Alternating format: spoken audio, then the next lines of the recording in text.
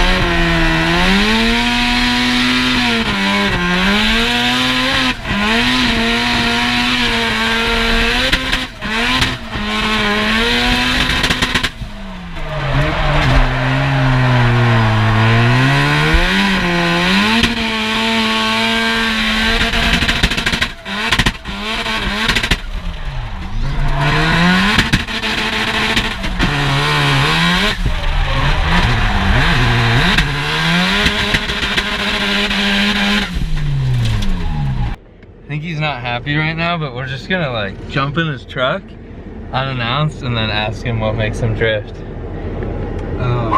Bad timing.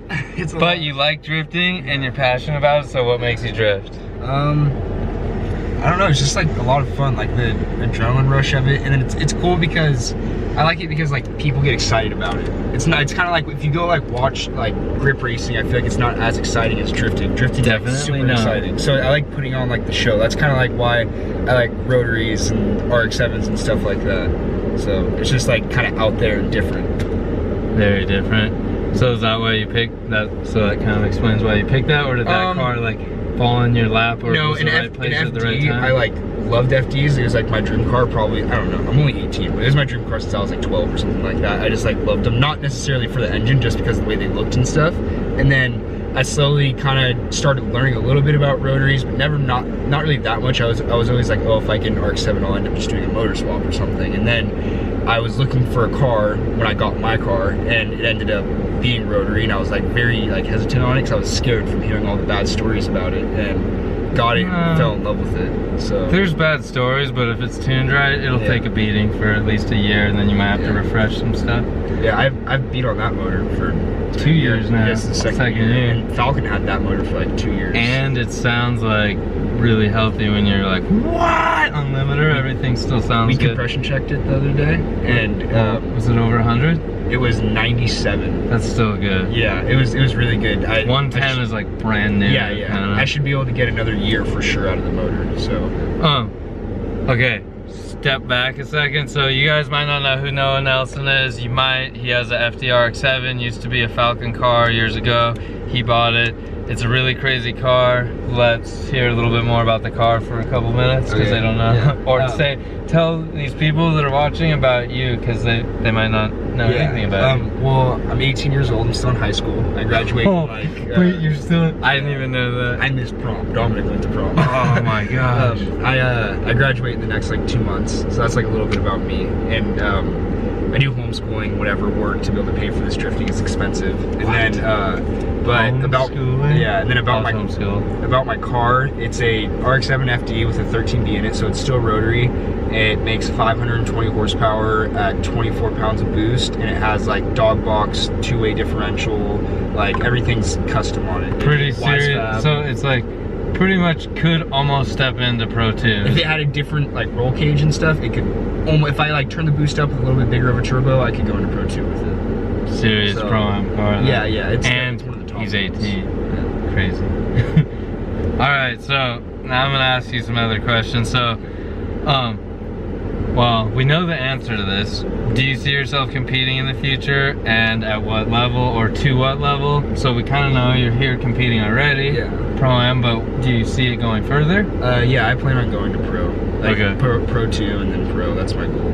Okay, so like, when you got into drifting, was it like, were you already like competitive and like was it focused only to go to Pro, or just, Like my round 1 last year, my first event, was my second time ever drifting. So So it was like right from the gate you decided, I want to do pro drifting, I need to get a car to go. Okay. Yep, exactly. That's the same exact thing I did. Like you're just like driven towards a goal. Okay, cool.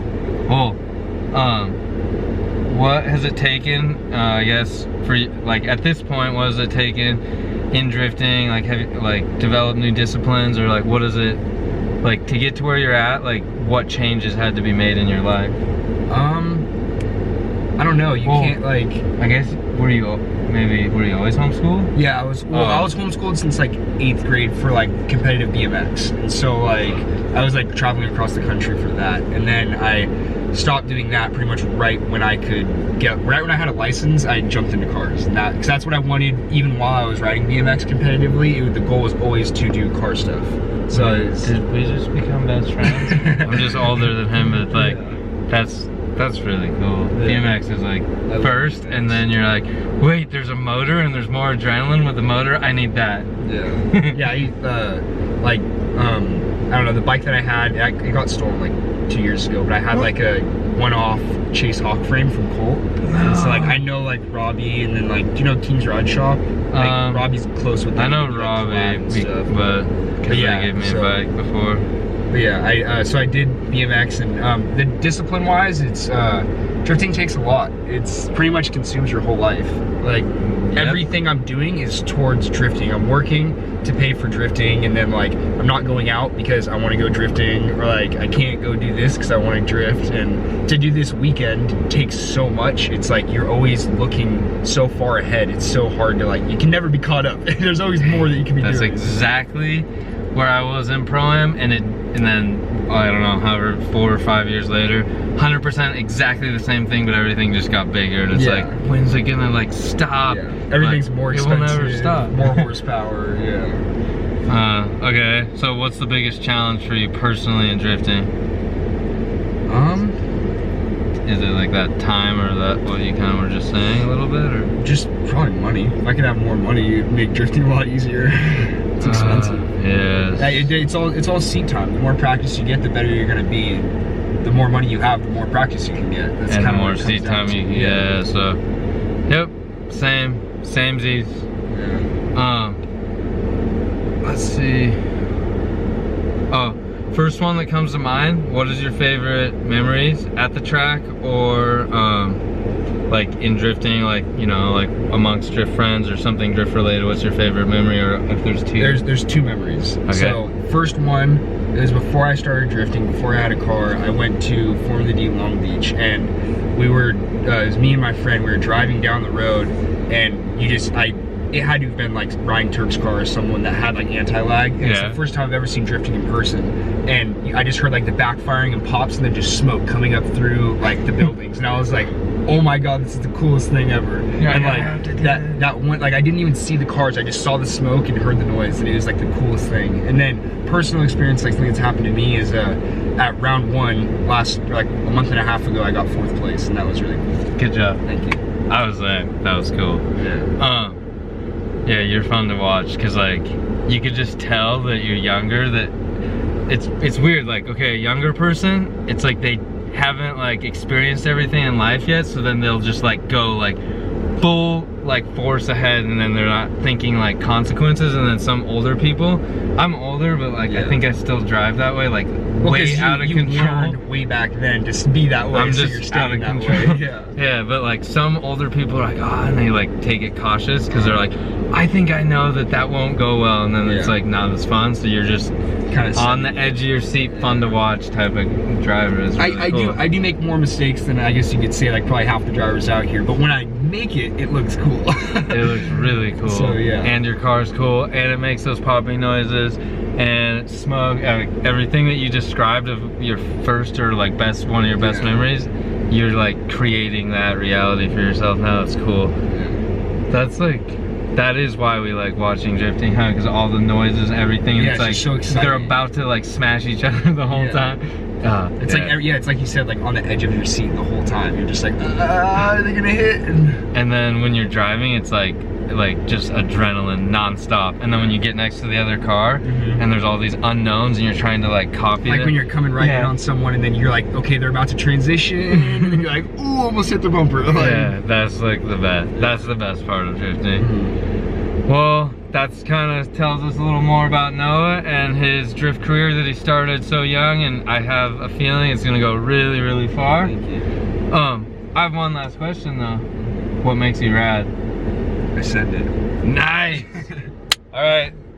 Thanks for watching, guys. That's Noah Nelson. Make sure to check him out on Instagram. Noah_Nelson_ and YouTube, Noah Nelson. Yeah, go check out his YouTube and Instagram.